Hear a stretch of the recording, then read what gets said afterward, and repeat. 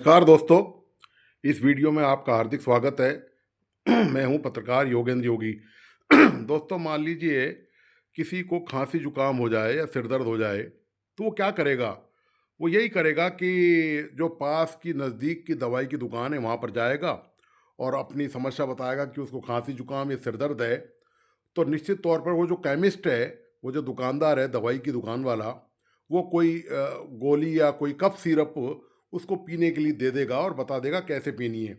उसके बाद ये इस तरह से ये सिस्टम पूरे प्रदेश में, राजस्थान में सालों साल से चला आ रहा है और ये सिस्टम चला आ रहा है और आगे भी, अभी भी चल रहा है, पहले भी चल रहा था और आगे भी चलता रहेगा।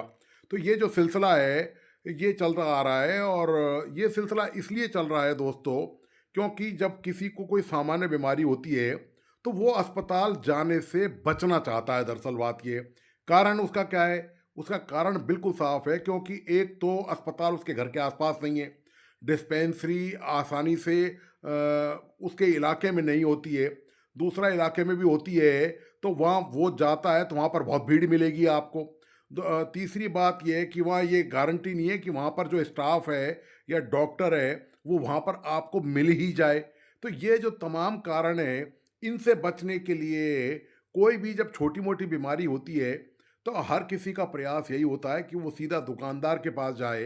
हालांकि ये सिलसिला ठीक नहीं है, मैं बता दूं आपको। चिकित्सकीय यदि भाषा में कहें, चिकित्सकीय यदि हिसाब से देखें, चिकित्सकीय कायदे से देखें तो ये बिल्कुल भी उचित नहीं है। किसी को जरा भी कोई तकलीफ हो तो उसको चिकित्सक की परामर्श लेना जरूरी माना जाता है।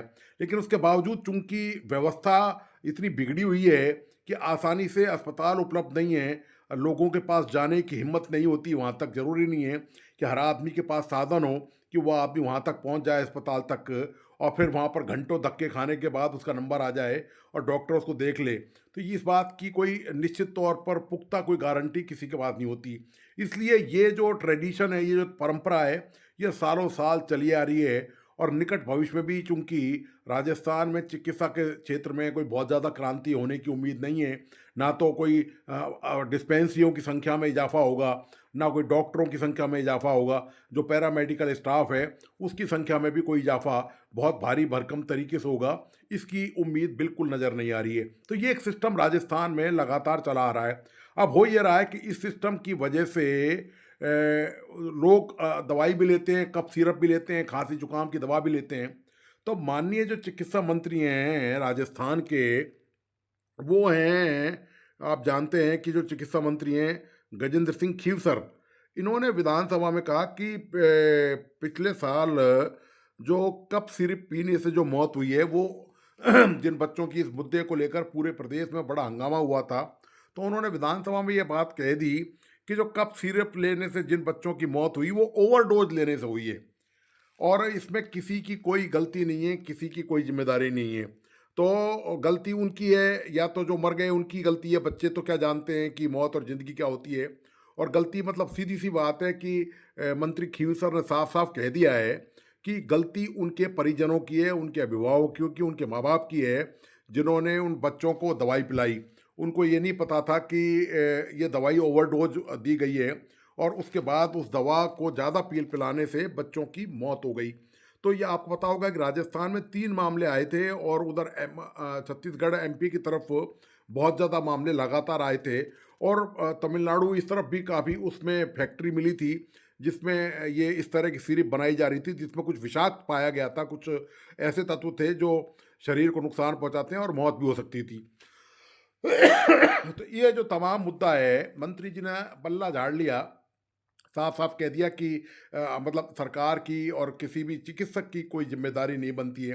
तो कोई नहीं दोस्तों, ये तो मतलब भारतीय जनता पार्टी की सरकार है राजस्थान में और शायद इस सिद्धांत पे काम कर रही है बगैर जिम्मेदारी के कि जो आया है गीता के आधार पर वो तो जाएगा ही जाएगा। तो ठीक है दोस्तों, हर आने वाले को जाना है इस दुनिया में से, इसमें कोई संदेह नहीं है। लेकिन सरकार का जो तौर तरीका है वो साफ बता रहा है कि सरकार की खुद की कोई जिम्मेदारी नहीं बनती है। जिन मासूमों की मौत हो गई, जिन माओं की कोख उजड़ गई, जो पिता संतानहीन हो गए हैं, उनका एक बच्चा, भले ही उनके परिवार में और भी बच्चे हों, उनका बच्चा यदि इस दुनिया से चला गया, उन पर क्या बीतेगी इसका सरकार से कोई संबंध नहीं है। सरकार इन मामलों में परवाह नहीं करती है, उसका कोई लेना देना नहीं है। क्योंकि यदि माननीय मंत्री गजेंद्र सिंह खींवसर जो राजस्थान का स्वास्थ्य महकमा देखते हैं, वो दोस्तों यदि जिम्मेदारी लेते हैं तो फिर बहुत बड़ा कलेश होता।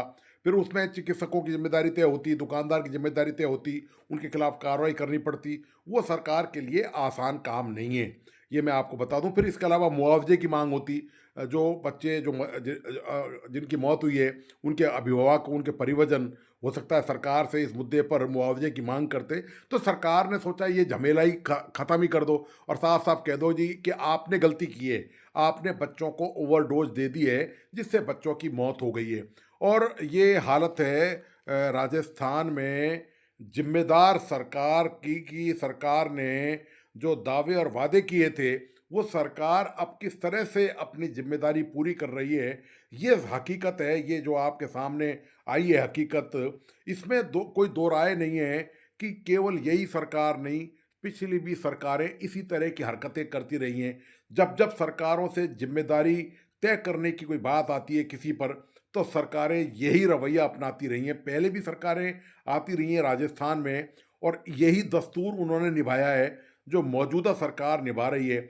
जिम्मेदारी नहीं है, मतलब सड़क पे कोई आदमी मर जाए तो ना तो सड़क विभाग की जिम्मेदारी है, ना यातायात एक्सीडेंट में यदि किसी की डेथ हो जाए ना यातायात विभाग की जिम्मेदारी है, ना उस थाना क्षेत्र की जिम्मेदारी है, ना पीडब्ल्यूडी की जिससे सड़क पे गड्ढे नहीं भरे उसकी जिम्मेदारी है, और ना ही कोई ना परिवहन विभाग की जिम्मेदारी है कि वो वहाँ ओवर स्पीडिंग पर चालान करे। किसी की कोई जिम्मेदारी बनती नहीं है, क्योंकि जिम्मेदारी आप बनाओगे तो फिर कार्रवाई करनी पड़ेगी, कार्रवाई करनी पड़ेगी तो फिर बहुत सारे मामले फिर वो प्याज की तरह परत दर परत हटते चलेंगे।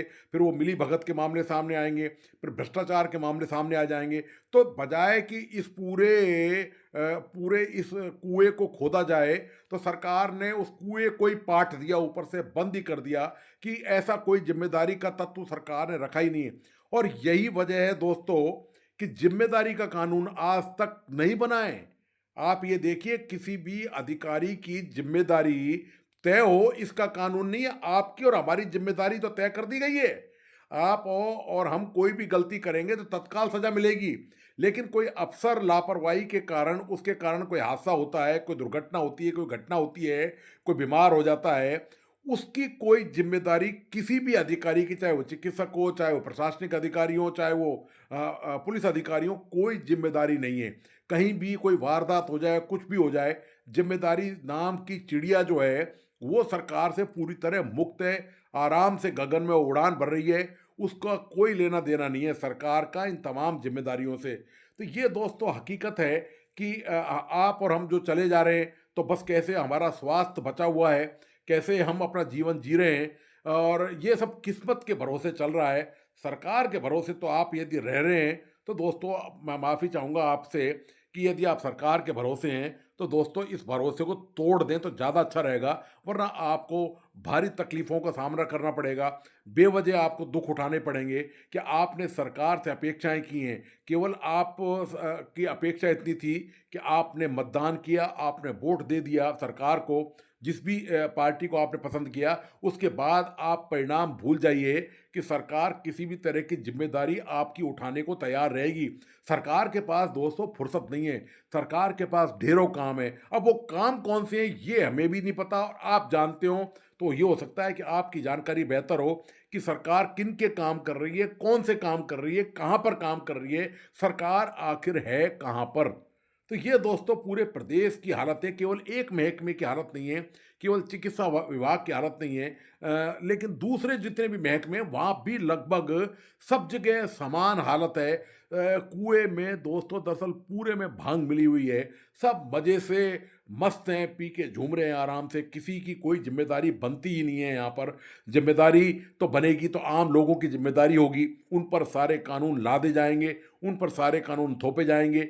जो नीति नियंता हैं, जो कर्णधार हैं राजस्थान के, वो पूरी तरह से जिम्मेदारी से मुक्त हैं। न केवल खुद मुक्त हैं, बल्कि उन्होंने कानूनों की क्रियान्विति करने वालों को भी मुक्त कर रखा है। लेकिन जो अंतिम जो सीढ़ी है, अंतिम जो पायदान है, वो प्रदेश के आम लोग हैं, उनको अब सारे कानून मानना उनके लिए बाध्यकारी है, उनके लिए अनिवार्य नहीं मानेंगे तो फिर आप सजा भुगतने के लिए तैयार रहिए फिर। ये दोस्तों राजस्थान की हकीकत है जो मैंने इस विश्लेषण के माध्यम से आपके सामने रखने का प्रयास किया है। मुझे उम्मीद है कि आपको मेरा ये विश्लेषण पसंद आएगा। प्लीज़ इस वीडियो को अपने दोस्तों और परिजनों को ज़रूर शेयर करें।